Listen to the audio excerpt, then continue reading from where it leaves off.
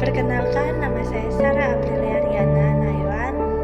Saya prodi teologi, dan pada kesempatan saya kali ini saya ingin membahas topik tentang pentingnya mempelajari Perjanjian Lama.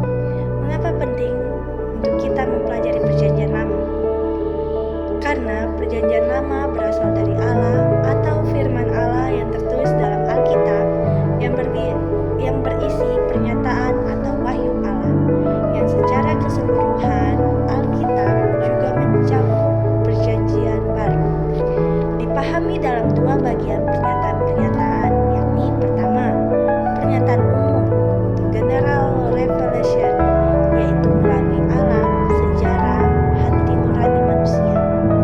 Kedua, pernyataan khusus atau special revelation, melalui firman dan anaknya Yesus Kristus. Di dalam pernyataan-pernyataan inilah Allah menyatakan dirinya dan rencananya kepada manusia, yang bisa kita lihat dalam Roma 1 ayat 19-20 dan Yesaya 52 ayat yang ke-10. Sebab Perjanjian Lama dan Perjanjian Baru berisi wahyu Allah.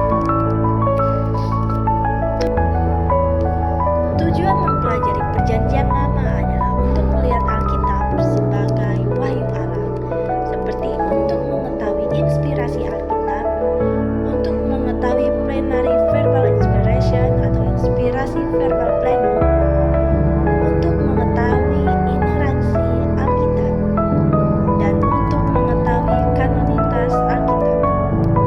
Hubungan Perjanjian Lama dan Perjanjian Baru. 1.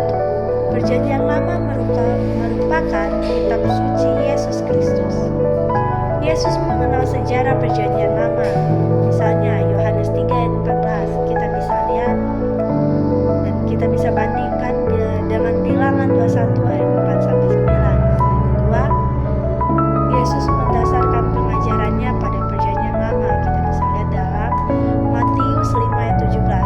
Bandingkan dengan Markus 11 ayat 17.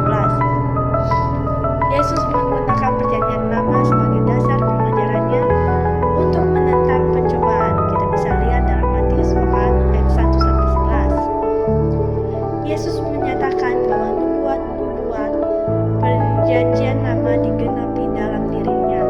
Misalnya dalam Lukas 4 ayat 16-21 dan Yohanes 15-25. Yang kedua, Perjanjian Lama banyak dikutip oleh Perjanjian Baru. Ada kurang lebih 2.650 kutipan dari Perjanjian Lama dalam Perjanjian Baru, yaitu kurang lebih 350 kutipan langsung dan 2.300 kutipan